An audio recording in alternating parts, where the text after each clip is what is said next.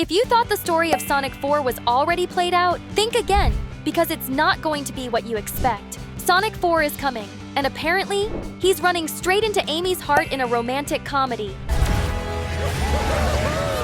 But will the fastest movie in gaming really turn into a romantic comedy? Or will Amy get rejected again and still have to fight Metal Sonic? We need to talk about something no one's mentioning.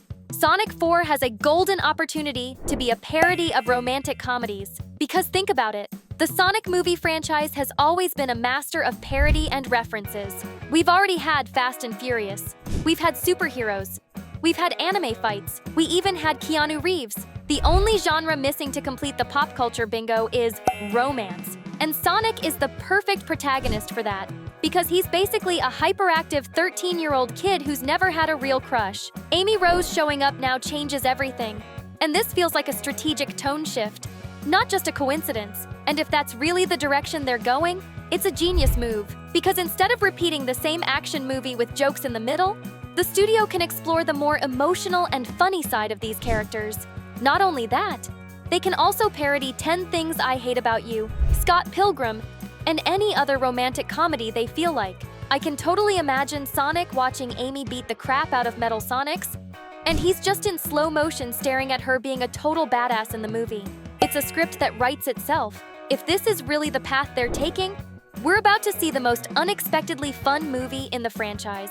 But before we dive into the chaos we're going to make with this theory, first we need to understand who these new characters are. Grab your teleport rings, subscribe to the channel, and let's fall in love with the next Sonic movie here on Zigzag. Think of the only person capable of creating highly independent and lethal robots, and you'll probably already have an idea of where Metal Sonic came from. His first appearance was in the game Sonic CD, and he was created to be a rival to Sonic who matches him in every way, but especially in his main characteristic, speed. And in many ways, he's the perfect antagonist. Because if Sonic is nature, good humor, life, and fights to protect the environment around him, Metal Sonic is industry, coldness, the representation of the dystopian future that Eggman wants to build. In the movie, we see Metal Sonic appearing out of nowhere in the post-credits scene in a moment that is definitely a reference to the Terminator, because he shows up in a way very similar to the T-800. In that classic movie, just like in Sonic 3, both characters are robots who came from the future, which already hints at the next complications Team Sonic will face in the fourth film. Remember how Sonic always references pop culture? Well, that was another one. Back in the game, he kidnaps Amy Rose, and Sonic has to go after him to save her and ultimately defeat the fastest hedgehog in the world. But that's not where things end, because Metal Sonic has much more story ahead. But first, who is the new character we've been waiting so long for? Amy is one of the most beloved characters in the franchise, exactly for this reason. She's a sweetheart. She's sweet, passionate about the things she loves, which includes Sonic. In her first appearance, everything revolves around a planet that appears for only 1 month in a specific place in the world.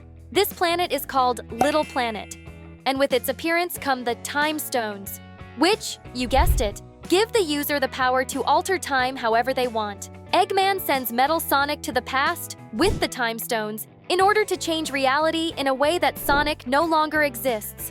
And that's where Amy Rose comes in, because Little Planet is an anomaly where the past, present, and future are merged into one single thing. And Amy has the ability to foresee the future, see the past, track people and objects, and even curse her enemies, all using her tarot cards. In one of her predictions, Amy draws the card of a white knight and predicts that this knight would save her from great danger. And who would that guy be if not Sonic, right? In the games, she's not very fast or strong, being just a romantic interest, mostly on her part, because Sonic doesn't really care. But she does have these time-based abilities and a magic hammer that she calls the Pico Pico Hammer. And she's also a master in boxing and kickboxing, so don't mess with her. But in the movies, things promise to be different.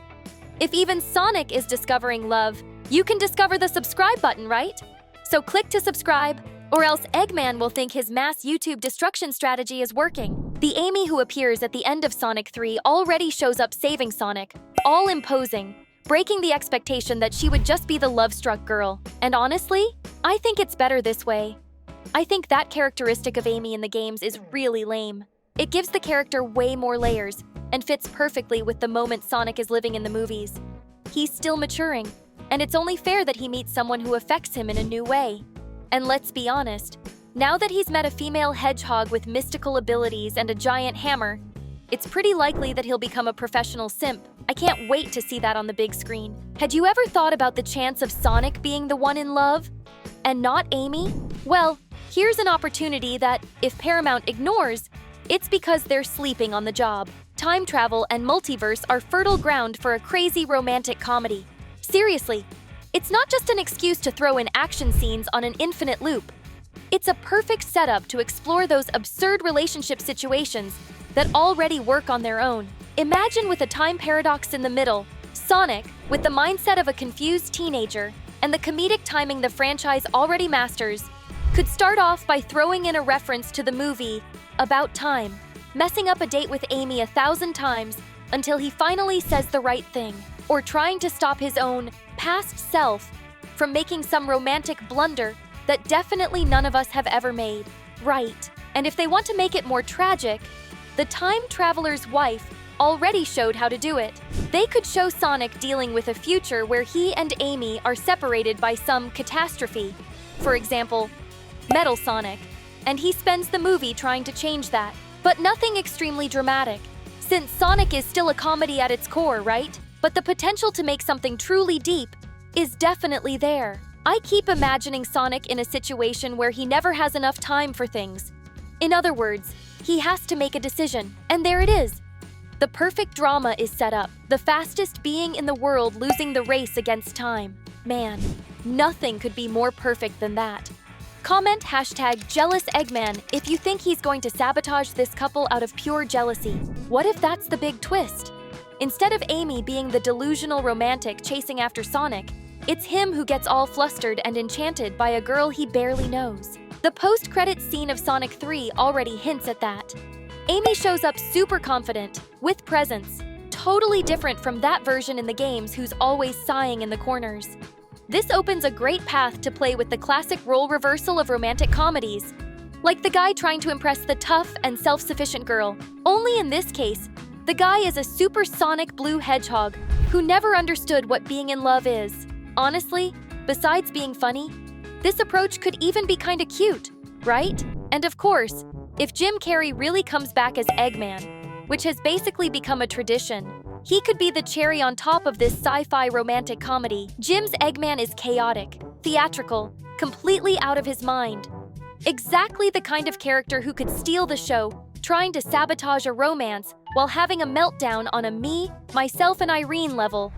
Imagine him creating a robot love counselor, or trying to infiltrate Sonic and Amy's date, pretending to be a love guru from the future.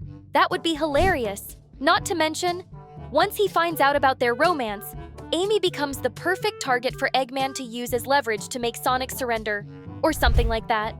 And just like that, the game's storyline keeps fulfilling itself. It's genius. I'd love to see that adaptation. And even a good lesson could come out of all this. Because maybe the greatest time paradox is this. Even the fastest hedgehog in the world has to learn to wait for the right moment to love.